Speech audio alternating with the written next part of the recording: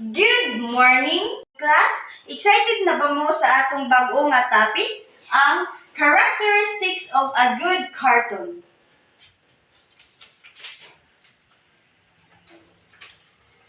So, ang characteristics of a good cartoon is a good cartoon appeals to the reader's sense of humor in order to persuade him to accept an opinion.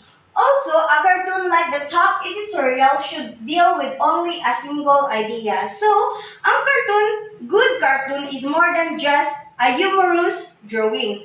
It's a powerful tool for influencing opinion by appealing to the reader's sense of humor. A good cartoon persuades them to consider a possibly accept a particular viewpoint, making it an effective force in shaping social attitudes and beliefs.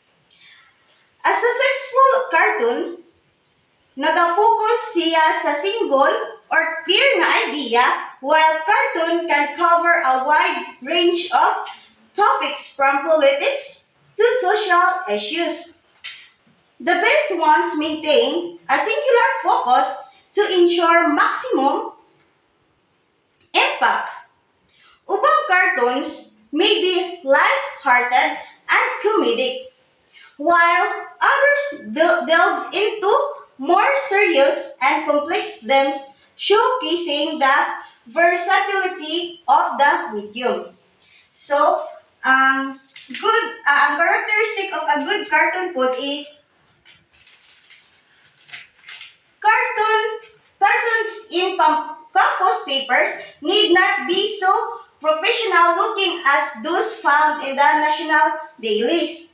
In campus newspapers, cartoon may not require the same level of polish as those in our national publications. These still serve as a vital means of expression and engagement. Ideas for editorial cartoons can come from editors or the cartoonists themselves, with the cartoonist name typically credited regardless of the idea's origin. The recognition acknowledges the artistic skill required to bring an idea to life through drawing, highlighting the importance of both creativity and execution in the world of cartooning. So, nasabtan ra ang characteristic of a good cartoon? Yes! So, ano na po tayo sa atong sunod nga topic, range of cartoons ideas. Letter A, inspirational.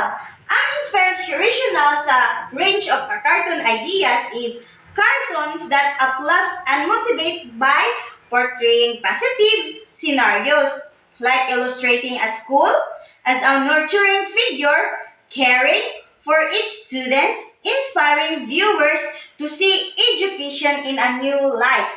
Nasabtan ra ang inspirational? Yes! Next is a letter B, satirical. Ano sa mga puling satirical? Satirical cartoons that use humor to critique societal norms or behaviors, such as highlighting the absurdity or certain practices, like the discomfort caused by enforcing strict dress codes, prompting viewers to reflect on social injustice. So, nasabtan na ang satirical? Yes! Good. Letter C is a correctional. Unsa man pud ning correctional? Correctional cartoons that address societal problems or issues aiming to raise awareness and promote change, like depicting the consequences of drug abuse, urging viewers to confront and take action against harmful behaviors. So, nasabtan na ang correctional? Yes! So, ang cartoon serve as a powerful medium for conveying messages, provoking thought, and sparking conversations about kung unsa ka importante ang social o political topics. They offer a creative outlet for artists to engage with their audience and inspire reflection and action towards positive change.